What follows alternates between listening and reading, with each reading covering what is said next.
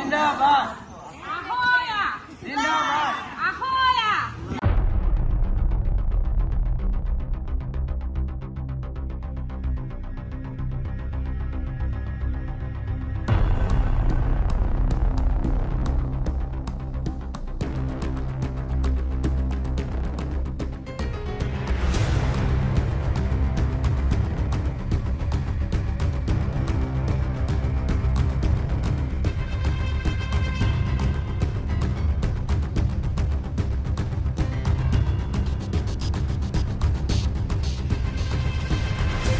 আমাৰ এই দাবী যিখিনি বা আমাৰ কৰ্মবিৰতি আজি 3 দিনীয়া প্ৰথম আমি ললো।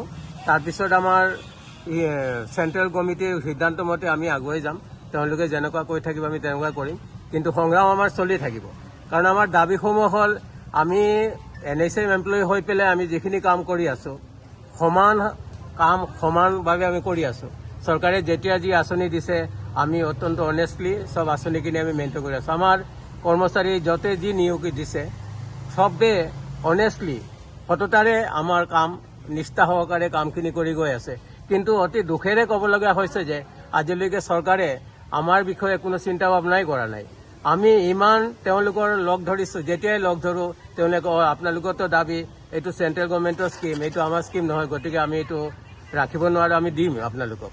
সপ্তম দৰমহা কমিশ্যন যেতিয়া আহিল তেতিয়াও আমি লগ ধৰিছোঁ, তেতিয়াও তেওঁলোকে কৈছে সপ্তম দৰমহা কমিশ্যন মতে আমাৰ মাননীয় মুখ্যমন্ত্ৰী তেতিয়া তেওঁ স্বাস্থ্যমন্ত্ৰীও আছিল, তেওঁও কৈছে যে আপোনালোকৰ সপ্তম দৰমহা কমিশ্যন মতে আমি দিম।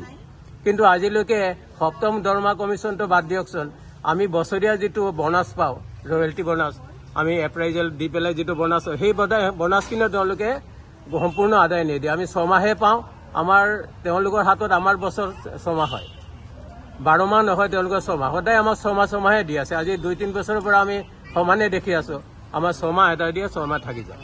তো আমাৰ দাবী হ'ল যে আমাৰ সপ্তম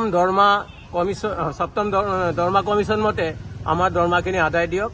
আমাৰ কাম কৰি আছোঁ যিহেতু আমাৰ সমমৰ্যাদা দিব লাগে, আমাৰ সমান দৰমহা দিব লাগে, কাৰণ আমি একেটাই কাম কৰি আছোঁ।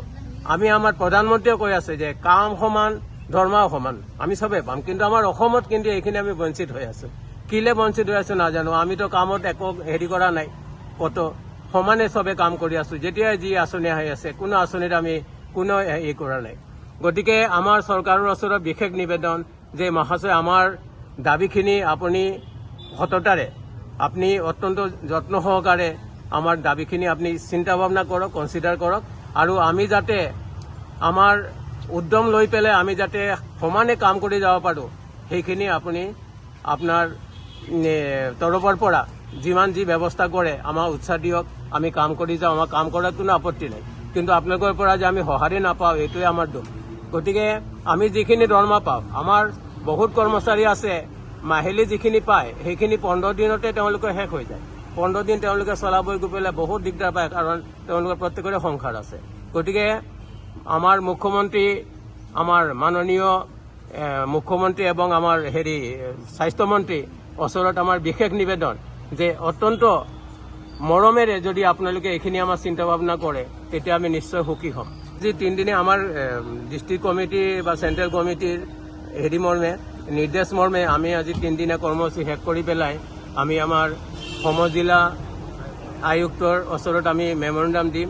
আমাৰ SDM আমি ধন্যবাদ সহকাৰে তেওঁক মেমৰেণ্ডাম জনাম যে তেওঁলোকৰ সহায় সহযোগিতা পাই পেলাই আমি আজি 3 দিনীয়া কৰ্মসূচী পালন কৰিব পাৰিছোঁ। গতিকে এইখিনি তেওঁলোকৰ ওচৰত আমাৰ ধন্যবাদ থাকিল, আৰু বাকীখিনি আমাৰ চেণ্ট্ৰেল কমিটিয়ে যেতিয়া যি নিৰ্দেশ দিব সেইমতে আমি আগুৱাই যাম। আমি ৰখি নাথাকোঁ, আমাৰ আন্দোলন চলি থাকিব। যেতিয়ালৈকে আমি আমাৰ দাবীসমূহ সম্পূৰ্ণ আদায় কৰিব নোৱাৰিম আমি বহি নাথাকোঁ কোনেও। এইখিনি আমি ইয়াতে বহি পেলাই আমি চবে ডিচিশ্যন লৈছোঁ যে আমাৰ আন্দোলন